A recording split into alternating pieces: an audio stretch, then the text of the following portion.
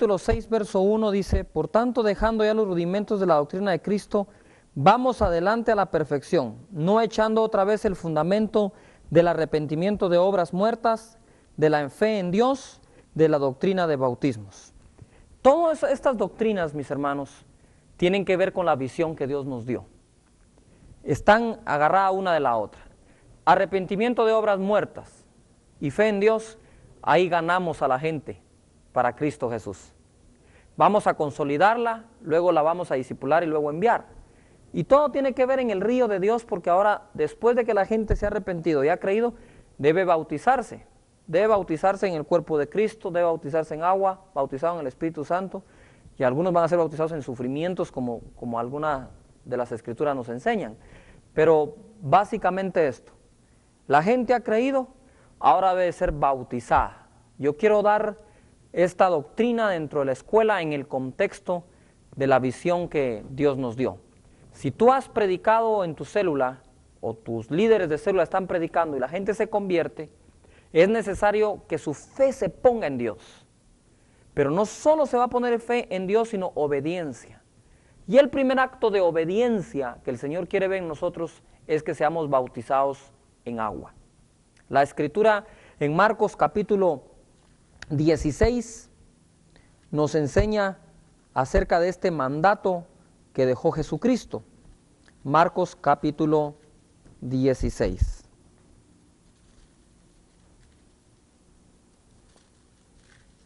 En el versículo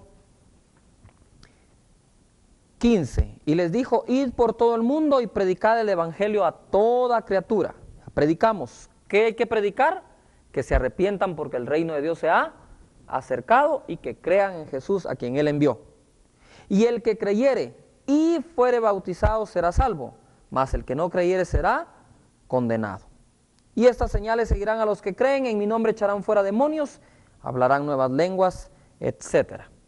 Ojo aquí, cuando nosotros predicamos la palabra del Señor y la gente se ha convertido al Señor Jesús, debemos de velar, no vamos a forzar a nadie, vamos a instruir a todos. Quiero repetir, no vamos a forzar a nadie, pero sí vamos a instruir a todos.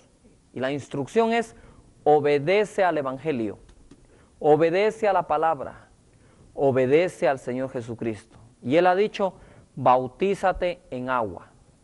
La primera creencia que hay que echar por la borda aquí es que la gente piensa que puede haber sido bautizada de niño y ahora no necesita bautizarse. Pero es que nunca la Biblia dice que nos bauticemos y después creamos. Creer es un acto voluntario de cada persona. Cada quien decide en quién quiere creer y en qué quiere creer. Y si la gente ha decidido voluntariamente creer en Cristo, entonces ahora puede obedecer al ser bautizado en agua. Y es importante pues que todos seamos bautizados en agua en el nombre del Señor Jesucristo. El mismo Señor Jesús fue el primero que practicó el bautismo. Vamos a ir a Mateo capítulo 3. Mateo capítulo 3. Esto es una introducción a la doctrina, mis hermanos. Mateo 3 y verso 16. Y Jesús dice acá: después que fue bautizado, subió luego del agua. O sea, estaba dentro del agua y subió luego del agua. Debe ser sumergido. Y aquí los cielos fueron abiertos y vio al Espíritu de Dios que descendía como paloma y venía sobre él. Y hubo una voz en los cielos que decía: este es mi Hijo amado, en quien tengo complacencia. Marcos capítulo 1, versículo 10.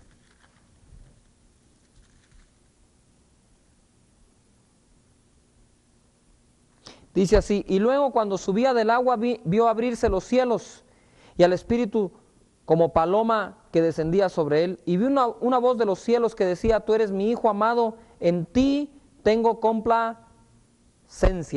El Señor se complace en los que le obedecen. Jesucristo ya tenía el Espíritu Santo, ojo acá. Él nació el Espíritu, Él fue engendrado por el Espíritu en María. Sin embargo, la palabra dice que es necesario, y Jesús se lo dijo a Nicodemo, que es necesario nacer del agua y del espíritu. Curioso, pero Jesucristo ya había sido engendrado por el Espíritu Santo. Pero ahora faltaba que él mismo cumpliera lo que estaba pidiendo que todos cumplieran, ser bautizado en agua. Y se dejó bautizar por Juan. Eso se llama humildad. Quiero hacer un paréntesis. Se llama humildad. Que el Hijo de Dios se deje bautizar por un profeta. De igual manera nosotros deberíamos de tener sencillez y humildad para dejar que otras personas, a veces menores que nosotros, en algunos aspectos o en otros, nos enseñen. ¿Ah? Qué lindo es ver cuando niños están imponiendo manos sobre jóvenes. Y quiero hacer un paréntesis al paréntesis, a ver a dónde llego. Pero la gente dice, es que mire, debemos de ser como los jóvenes de la iglesia. No, la Biblia dice que tenemos que ser como los niños. Al adulto no hay que enseñarle a ser como joven, sino como niño. Y el joven debe saber que no es la mamá de Tarzán, es los niños. Son los niños. Tú joven, que estás escuchando la enseñanza hoy aquí en la academia, y todas las redes de jóvenes deben de saber esto. Debemos todos ser como los niños. Ni siquiera como los jóvenes, como los niños que le creen al Señor. Ahí cierro el primer paréntesis. Tenemos que ser obedientes, nacer del Espíritu, pero también nacer del agua, como Jesús lo enseñó. Otra cosa que quiero enseñar acá es lo que pasa mucho en casa de Dios. Cuando la gente es bautizada en agua, muchos de ellos salen embriagados en el vino del Espíritu Santo del agua, salen temblando bajo el poder de Dios, salen hablando en otras lenguas. ¿Por qué? Porque es sencillo. La Biblia dice que los cielos se abrieron. Cuando una persona empieza a obedecer a Dios y empieza obedeciendo su bautismo, los cielos se le empiezan a abrir. Dios lo empieza a ver con complacencia, es decir, le complace ver a los obedientes y empieza a derramar bendiciones. Muéstrale eso a tu gente, no solo la obligación de ser bautizados, muéstrale la bendición de ir al bautismo en agua. Los cielos se le van a abrir y las bendiciones van a descender cuando la gente empieza a obedecer. Y en esto del bautismo es importante que todos lo hagan. Romanos capítulo 6, verso 1 en adelante dice, ¿qué pues diremos?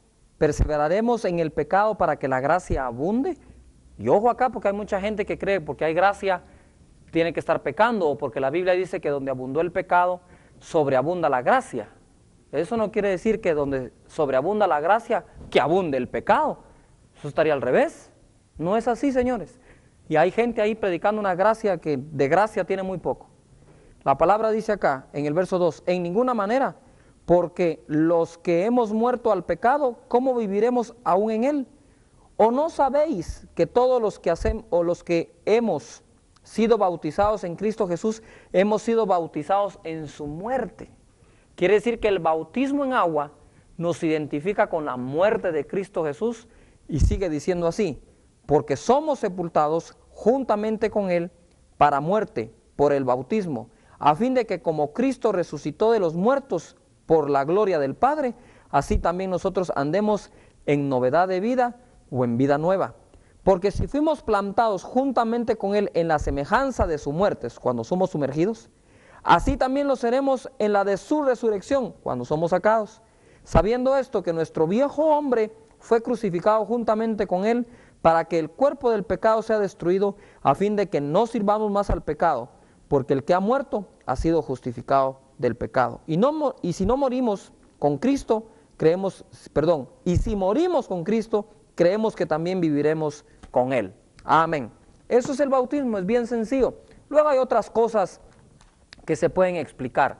En la visitación del Espíritu Santo a la casa de Cornelio, en Hechos 10, verso 44 en adelante, el Espíritu primero los llenó, porque hay gente que dice que la gente que cae bajo el poder del Espíritu Santo o es tocada por el Señor, si no ha sido bautizada en agua está mal. Pero eso no es escritural, porque en Hechos capítulo 10, como le dije, verso 44 en adelante, mientras Pedro hablaba, que ni siquiera impuso manos, el Espíritu los llenó y los bautizó, con la evidencia de hablar en otras lenguas. Entonces dijo Pedro, ¿qué puede impedir que estas personas sean bautizadas en agua? Luego tenemos otros ejemplos en la Biblia. Ustedes se recordarán de aquel eunuco, era tesorero de una reina, la de Candace. Iban en su carruaje cuando Felipe oyó la voz del Señor que le dijo que se pegara al carro. y pegado al carro le empezó a conversar con él, luego conversaron con el eunuco, iba leyendo el libro de Isaías, esta persona, y le empezó a explicar el evangelio, dice, desde el principio que sea hasta el fin. Y después el eunuco paró el carro y dijo, ¿qué puede impedir que yo sea bautizado en agua? Ahí buscó un río, un lugar donde bautizarlo, lo bautizó en agua. Quiere decir que inmediatamente que presentó el evangelio, en ningún momento dejó Felipe de anunciar que era necesario ser bautizado en agua. Es necesario que todos seamos bautizados en agua y es necesario que las ovejas que están a tu cuidado, que hemos confiado en ti, tú puedas velar porque se bauticen en agua. Así que adelante, lo hacemos en público para que la gente se anime en toda la iglesia, cobren ánimo, fe y digan, yo también deseo ser bautizado en agua. Pueden ver la gloria de Dios descender sobre cada persona que se bautiza. ¿Puede el bautismo en agua como tal o aislado de la fe y del recibir a Jesús salvar a una persona? No, la Biblia dice que sin que se derrame sangre no puede haber remisión de pecados. Eso está en Hebreos capítulo 9, versículo 22. Por lo tanto, mis hermanos, sean ustedes instrumentos de Dios para predicar la palabra, arrepentimiento de obras muertas, fe en Dios e inmediatamente bautismo. Que Dios los bendiga ricamente y hablaremos de los otros bautismos y ampliaremos un poco más si es posible. Amén. Dios los bendiga. Hasta la próxima.